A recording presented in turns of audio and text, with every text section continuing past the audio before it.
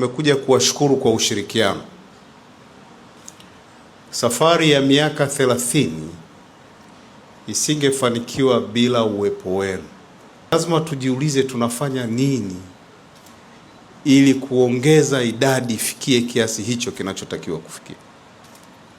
Lakini tuna kila sababu pia kujipongeza kwamba tumetoka mbali, tunakwenda, tuna hatua na tutafika kule tunakotaka kufika. Lakini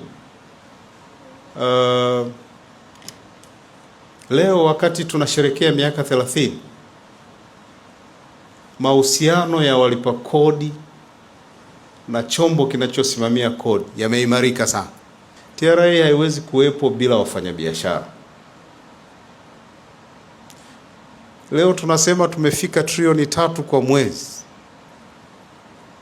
Nchi hii inaendelea, inahitaji pesa zaidi. Ni lazima tuendelee. It has to increase na haiwezi kushuka. Ili iongezeke ni lazima uwe na walipa kodi wengi zaidi. Tax base iwe kubwa zaidi. Na tax base inakuwa kubwa kwa njia mbili. Moja ni kuongeza namba horizontal. Lakini pili ni kukuza biashara zilizopo. Kama biashara ya magazeti, ndio maana hata mwenyekiti wenu alikuwa anatetea hii mainstream kwamba haitakufa. Maana yake anataka grow. Ili sisi tuendelee kuwepo, lazima tuwasaidie nyie mgrow. Your concern is our concern. Your business is our business.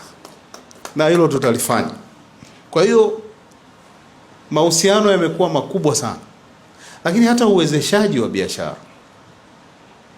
Kwa hiyo kazi yetu ni kuwezesha biashara. Hatutakubali kuona biashara inakufa kwa vitu ambavyo tuna uwezo wa kusaidia. Na moja ya vitu tunavyosaidia ni hata kuruhusu kodi ilipwe kwa awamu.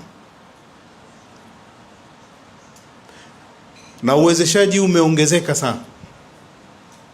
Lakini mmeona misamaha mingi sana inatolewa. Mmeona refund zinalipwa sana za watu wenye madai. Mwaka jana mwaka juzi tumelipa karibu trilioni 1 na bilioni 200. Ni marejesho kwa ajili ya kuwezesha working capital za biashara ziendelee kuwepo. Mimi nakushukuru sana, umeingia TRA ukaipiga pasi, ukaituliza. Sijasikia mfanyabiashara mwananchi ambaye amelalamika hela zake kutoka kwenye akaunti. Vikosi kazi sijavisikia vikiwa kazini, lakini ninachokisikia ni kila mwezi unavunja rekodi ya makusanyo. Kwa hiyo kumbe kutumia nguvu hakusaidii. Unaweza ukatumia mbinu zilizo bora na bado makusanyo yakawa mazuri kama inavyofanya TRA. Tunakushukuru sana na tunakupongeza. Na kwa hiyo leo ni kikao chako, na sisi tunaosema. Tunashuhudia hata Kariakoo. Tulikuwa tuna migomo ya Kariakoo ya kila mara. Lakini sasa hivi Kariakoo imetulia.